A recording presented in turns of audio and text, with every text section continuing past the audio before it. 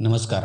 दक्षिण भारतातून एक मोठी बातमी समोर येते, ज्याने थेट दिल्लीच्या राजकारणात खळबळ माजवली आहे. कर्नाटक सरकार जे दिसायला स्थिर वाटत होतं, तिथे आता अंतर्गत वादाचा असा काही स्फोट झाला आहे की थेट 30 आमदार बंगळुरू सोडून दिल्लीत दाखल झालेले आहेत. हे 30 आमदार राहुल गांधीची भेट घेणार आहेत.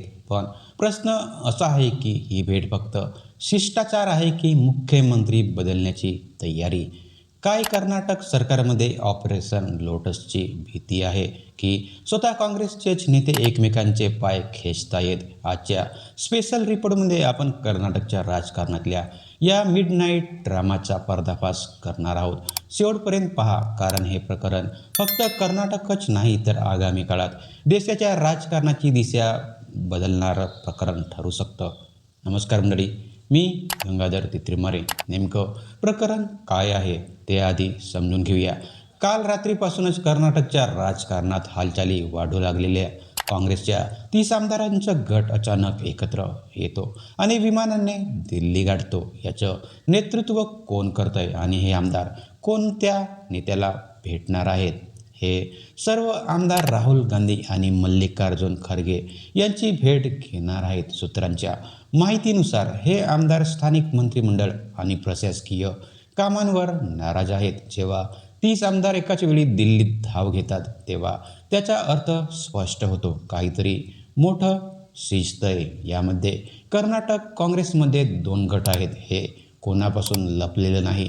एक गट आहे मुख्यमंत्री सिद्धरामय्या यांचा आणि दुसरा म्हणजे ट्रबल शूटर DK शिवकुमार यांचा. सरकार स्थापनेच्या वेळीच अडीच वर्षाच्या फॉर्म्युलाची चर्चा झालेली होती. आता तोच 2.5 वर्षाचा टप्पा जवळ येतोय का? व हे दिल्लीला गेलेले आमदार नेमके कोणाच्या गटाचे आहेत? जर हे आमदार DK शिवकुमार यांच्या जवळचे असतील तर समजा सिद्धरामय्यांची खुर्ची धोक्यात आहे, आणि जर हे आमदार मंत्रिपदाच्या आशेने गेले असतील तर कर्नाटक मंत्रिमंडळात मोठा फेरबदल होणार हे नक्की आहे.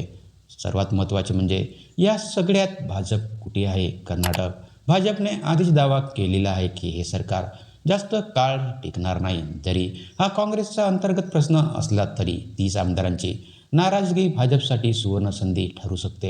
एकीकडे काँग्रेस हायकमांड या आमदारांना समजवण्याचा प्रयत्न करत आहे, तर दुसरीकडे विरोधी पक्ष या वादावर बारीक लक्ष ठेवून आहेत. जर या आमदारांचं समाधान झालं नाही तर कर्नाटकमध्ये पुन्हा एकदा रिसॉर्ट पॉलिटिक्स पाहायला मिळेल का? हा प्रश्न आता कर्नाटकच्या जनतेला पडलेला आहे. तर मंडळी, यामध्ये सर्वात महत्त्वाचं म्हणजे कर्नाटक हे दक्षिण भारतातलं काँग्रेससाठी सर्वात महत्त्वाचं राज्य आहे. जर इथे अस्थिरता निर्माण झाली तर त्याचा परिणाम इतर राज्यांवरही होतो. या 30 आमदारांच्या मागणीतील तथ्य किती? त्यांना फक्त निधी हवाय की सत्ता पालट करायचा आहे? हे येत्या 48 तासात स्पष्ट होईल. पण एक गोष्ट नक्की आहे, काँग्रेस हायकमांडसाठी हा मोठा पेच आहे. एका बाजूला अनुभवी सिद्धरामय्या आहेत आणि दुसऱ्या बाजूला पक्षासाठी धावून जाणारे DK शिवकुमार.